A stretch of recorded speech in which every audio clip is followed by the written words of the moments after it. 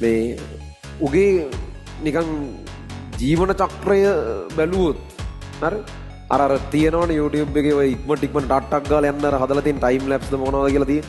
අර එහෙම බැලුවොතින් මේ මුලින්ම අර දලඹුවා විදිහට ඉන්නවා.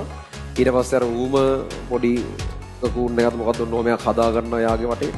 ඊට පස්සේ ඒක යම් කාලයක් ඔහේ ගහක තැනක එල්ලිලා වගේ තිබිලා ටිකකින් ඒක කඩාගෙන සමනලයා එළියට එීමක් නෙන්. ඕකේ අර මේ ඒ දලඹුවා කොහොම හරි අර මොකද්ද ඒ එල්ලෙන කොට්ට වගේ එක හදාගෙන ඒක කඩාගෙන එළියට එන කොටසේ මරු සිද්ධියක් තියෙනවා. ඒකේ මුලින්ම ඌ අර මේ පල්ලෙහා තියෙන පොඩි කෑල්ලක් අයින් කරලා එතනින් අර ඔගේ චූටි අර අඬු දෙකක් වගේ එනේවා තියෙන. ඒ අඬු දෙක එළියට දාලා අරක සෑහෙන්න අමාරුවෙන් දෙපැත්තට කරලා ඌ ඒකෙන් එළියට එන්න ඉඩ හදාගන්න. ඊට පස්සේ මේ එහෙම අහින්න අමාරුවෙන් තමන්ම ඒක අර කඩාගෙන තමන්ගේ තටු දිග අරගෙන අරක කඩාගෙන තමයි සමනලා එළියට එන එක වෙන්නේ. දලඹුවා අරකින් එළියට එන එක වෙන්නේ. ඕකේ මේ මෙන්න මෙහෙම වැඩක් කරලා දිනනවා මිනිස්සෙක්. දැන් මේ මිනිස්සයා ඔය හරි ඔක අර දලඹුවෙක් කොහොම මේ සමනලෙක් විදිහට එළියට එන සංසිද්ධියක් දැන් දකිනවා. අර උගේ අර පොඩි අඬු දෙක එළියට දාලා අරක කඩාගෙන දැන් මූ එළියට එන්න හෙන්න ගේමක්. දැන් බලාගෙන ඉන්නවා මුට එළියට එන්නම බෑ. හරි. ඒක හෙන අමාරුවෙන් චුට්ට එන්නේ. මුට දැන් හදිසි මුට කියන්නේ දැන් බලාගෙන ඉන්න මිනිස්සයාට හදිස්සිය දැන් සමනල එළියට එනකම්. හරි. මේ සමනලයාත් අර හෙන්න ගේමක් දෙනවා අර කඩාගෙන එළියට එන්න. පස්සේ මේ මිනිස්සයා කරන දේ තමයි පොඩි කතුරක් වගේ අරගෙන අර සමනලයා එළියට එන්න හදාගත්ත පොඩි ආරම්භක විවරය තියෙන. ඒක දෙපැත්තෙන් පොඩි කට් එකක් දාලා සමනලයාට එළියට එන්න පොඩි අර පහසුවක් හදලා දෙනවා. සමනලයා අරක දෙක ඒක කපු ගමන් ගාලා එළියට අවිල්ලා වැටෙනවා. හරි. සමනලයා. දැන් සමනලයා කිසි කරදරයක් නැතුව එළියට ආවා. දැන් අර මිනිස්සයා බලන් ඉන්නවා සමනලයා පියාඹනකන්. දැන් සමනලයා ආවනම් උගේ දැන් කතාව ඊළඟට තියෙනවනේ සමනලයා රෝස මල වෙත පියඹා ගියා. අර එහෙම තියෙනවනේ දැන් කතාව හැටියට ඊළඟට උ කළ යුතු දේවල් ටිකක් තියෙනවනේ සමනලෙන්න. මේ ඌ එහෙම පියාඹන පාට නැහැ. සමුගේ පෙනුමත් කැත සමනලෙක්. හරිද? ඒ කියන්නේ මේ අර සාමාන්‍ය ලස්සන අත්තටු තියෙන අර මැද පොඩි හීනි කොටසක් තියෙන එහෙම නෙවෙයි. මුගේ අර මැද තියෙන බඩ වගේ කොටස හෙන තඩි. හරිද? තටු එහෙම හරියට දිගෑරලා නැහැ. ඌට කකුල් අර සාමාන්‍ය සමනලට ඒව තියෙනවා. මොර ඒවයින් ඇවිදිනවා. දැන් සමනලයි කතාවට මේක පියාඹන්න ඕනේ. ඒ මොකුත් නැහැ. අර තඩි නිකන් අර ෆාස්ට් ෆුඩ් කාපු එකෙක් වගේ මහත සමනලෙක් ඉන්නේ මේ ඌ පියාඹන පාටකුත් නැහැ. ඌ ඇවිදිනවා. ඊට අර මනුස්සයා දෙනවා සමහරට ඉපදුන ගමන් පියාඹන්න බැරුව ඇති කියලා. මිනිස්සුන්ට අර ඉපදුන ගමන් ඇවිදින්න බෑ වගේ මේ බඩ ගන්න. ඒ වගේ සමනලින්ටත් එහෙම අවුලක් ඇති මේ ඉපදුන ගමන් ඕවා බැරුව ඇති කියලා ටිකක් බලනවා තවහත් දෙකක්. ඒත් නැහැ.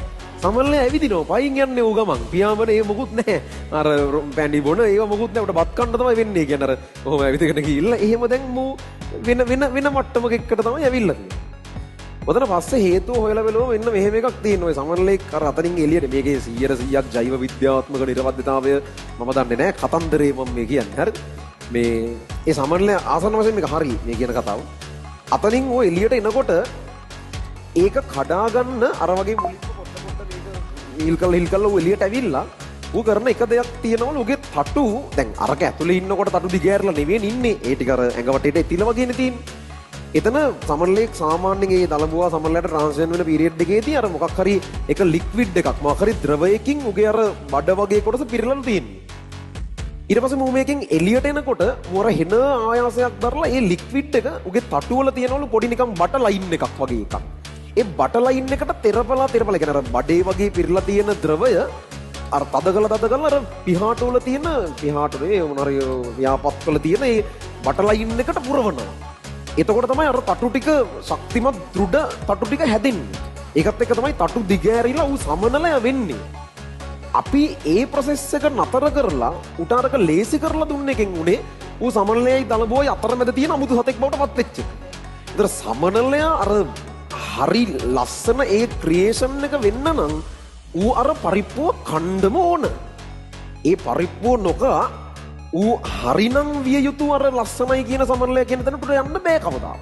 ඌ අර කැත තඩි මොකෙද්ද එකෙක් තමයි උට වෙන්න වෙන්නේ. හරි. එතකොට ඔන්න ඕක තමයි ගොඩක් දේවල් වල තියෙන කතන්දරය. යම් යම් අපි සුන්දරයයි විශ්වාස කරන දේවල් ටිකකට යන ප්‍රොසෙස් එක ඇතුලේ අනිවාර්යෙන් ඔය වගේ එන්න පරිප්පුවක් එන කට්ටක් කරන ප්‍රොසෙසස් ටිකක් තියෙනවම තමයි. එහෙම තැන් ටිකක් හම්බෙනවම තමයි. ඒ ටිකට මූණ දීලා කොහොම හරි කාගෙන අමාරුවෙන් ඒක පහු කරනවා හැර ෂෝට්කට් දාන්න ගියපුවම වෙන්නේ අර උට වෙච්ච වැඩේම තමයි. එහෙම කරන්න බෑ. වැඩේ පුළුවන් වෙන්න නම් අර ඒ පරිප්පුව, ඒ කට්ට, ඒ අමිහිරියාව, ඒ අමාරුව විඳින්නම වෙනවා. ඒතර පුළුවන් වීමේ ප්‍රොසෙස් එක ඇතුලේ අනිවාර්යෙන් යම් තැනක් තියෙනවා. Tamanට බැරි වෙන, Tamanට වරදින, Taman කරන එකක්වත් හරියන්නේ නැති සමහරක් වලට එහෙම තියෙනවා.